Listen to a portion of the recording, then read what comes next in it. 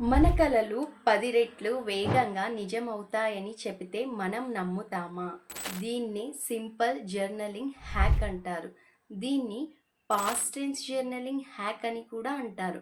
మన బ్రెయిన్‌కి ఏది ఊహ, ఏది నిజం అన్నది పూర్తిగా తెలీదు. ఫర్ ఎగ్జాంపుల్, ఒక నిమ్మకాయని కట్ చేసి మన నోటితో పిండుతున్నట్టుగా ఊహించుకుందాం. ఊహించుకున్నారా? మన నోరు ఊరుతుందా? లేదా? ఊరుతుంది అంటే అదే మన సబ్కాన్షియస్ మైండ్ పవర్.